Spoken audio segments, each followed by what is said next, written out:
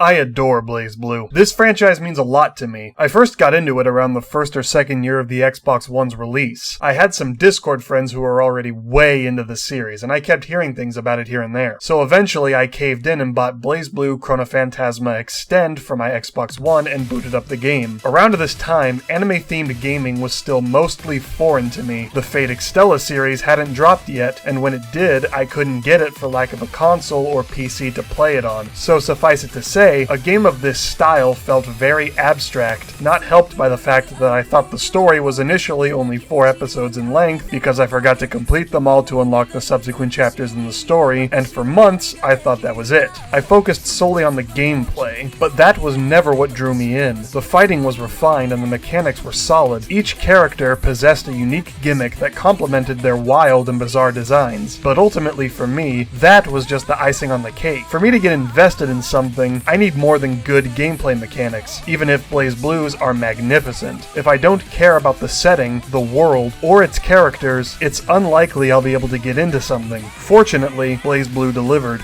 See, I'm not like other girls, Jimmy. I don't hyper-focus on the gameplay, the crazy gimmicks, and the advanced 45-hit air combos leading into a mix-up to then run another 30-hit combo for maximum efficiency. That stuff is fun to watch, and I'll probably devote time to honing my craft in the future until I can beat my friend's 9, you goddamn son of a bitch, you know who you are! Instead, I chose to focus on the story of BlazBlue, and the narrative the series attempts to weave about a man struggling through adversity to find a light at the end of the tunnel. But the unsung hero is not who I'm here to talk about today. Instead, I want to talk about the most wild, insane, committed man to ever grace fiction with his giga-chat of an existence. That's right, I'm talking about none other than Hakumen.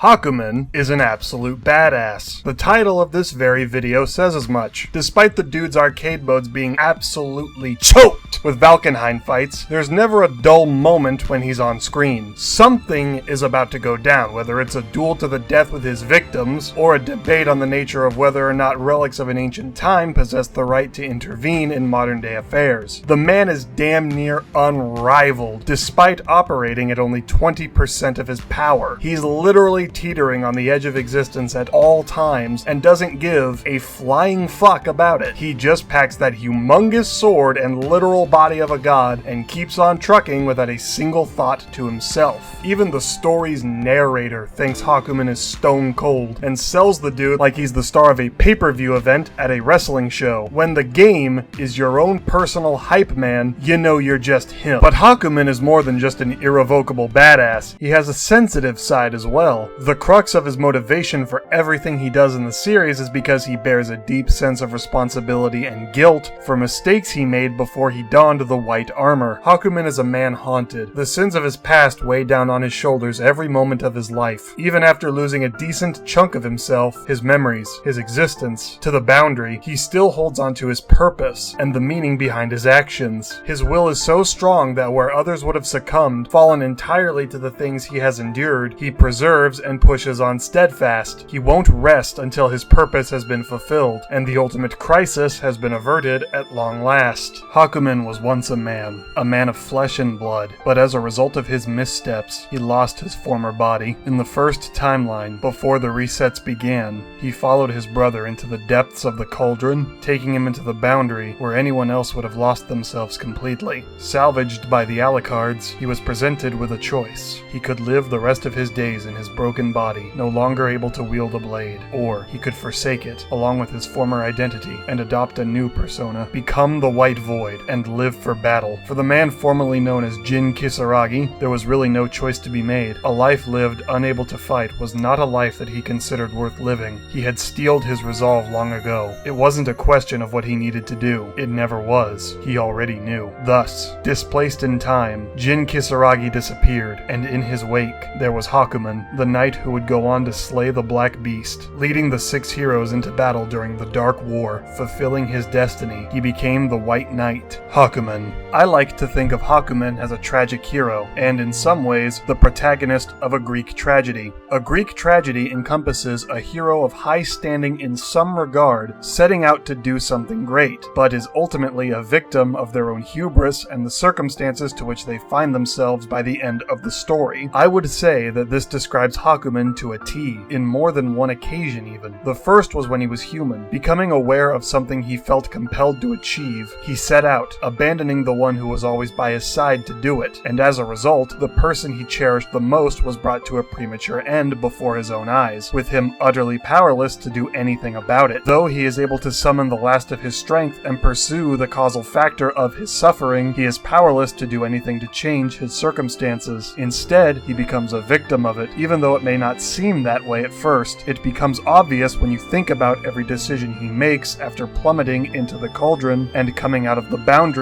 in the past. He becomes Hakumen because as a result of his body's injuries, he cannot continue to pursue the life he seeks as a man. He annihilates the beast which was once his brother because it is his destiny, as the fate of the world dictates. Though his actions are guided by his resolve, he is no less determined by fate to perform this miraculous feat. As a consequence of his heroism, he is trapped in the boundary with his greatest enemy, left to disappear were it not for his will, which is powerful enough to alter fate. Though he is eventually able to return, he is bound to another through observation in order to exist in the present world at all. A phantom, a ghost of what he once was, no less confident in his ability to change things regardless of that fact. But he doesn't. Though he often finds himself at the side of our protagonists by the story's finale, he is generally unable to enact any change through his own power. He fails to defeat Mu 12, leaving the task to Jin and eventually Ragna. He cannot save Tsubaki, instead delegating the task to his former self. He doesn't slay Izanami, his strongest attack failing to land a decisive blow. He is unable to defeat Terami, instead falling victim to his trickery, being observed by Relius, allowing for the wicked god to finally regain his original body, Hakumen's body, Sankishin Susanoo. Ultimately, Hakumen was a tragic hero, a victim of circumstances outside of his control, forced down a path he was ultimately powerless to change the course of, at least not without some help. Although, there was one thing he was able to do, the only thing that truly mattered in the end. He redeemed himself. In his eyes, if no one else's. The defining moment that determined the course of Hakumen's life was his failure at the cauldron, his inability to protect Tsubaki, the person he cherished more than any other. In the moments leading up to his untimely, and yet not soon enough demise, Hakumen was given the chance to finally make up for his greatest mistake, his ultimate sin. The same circumstances lay before his eyes. His dearest companion in sight of the maniacal Murakumo, the killing blow soon to strike, only this time.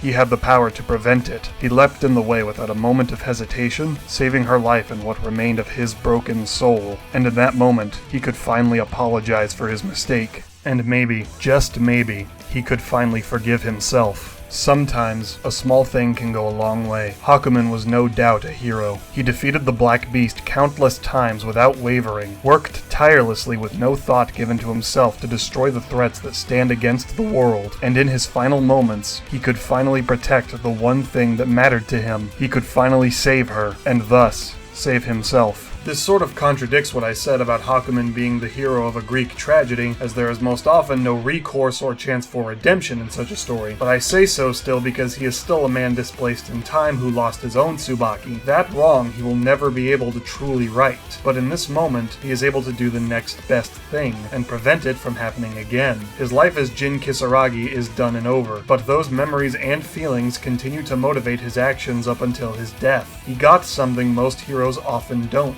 Closure. He was able to finally put the sins of his past to rest, and in some way, die at peace with himself, even despite the circumstances of how he died. That's why I love Hakumen. He's easily one of BlazBlue's best characters. Before I go, I want to shout out the website Baka Tsuki. It's a group of dedicated fans working to translate the BlazBlue light novels and other pieces of extended media that didn't exist outside of Japan. They've done some wonderful work, and they deserve all the love and support in the world for what they do and the service they they provide. Go check them out and see what you're missing. If you're a BlazBlue fan like me, you'll no doubt enjoy yourself. Thanks so much for watching. Have a great day, and please subscribe for future content. This channel is growing faster than I could have anticipated. I'm truly grateful to all of you for the opportunity to release content and to have it be seen and enjoyed, and even ridiculed. I'm not stopping now, so look forward to what comes next. Take care. Once upon a time, there was a black beast. The beast was very strong, and it ate many people. The people fought the beast, however. It was too strong, and they could not win. When the world was at a loss, a white knight appeared out of nowhere, followed by 5 champions. They were very, very strong, and the people finally defeated the beast. When the battle was over, the White Knight spoke. "You must amend your evil ways." 'Twas strange. The beast was the villain after all. But the people got mad at the White Knight and locked him up in a dark room.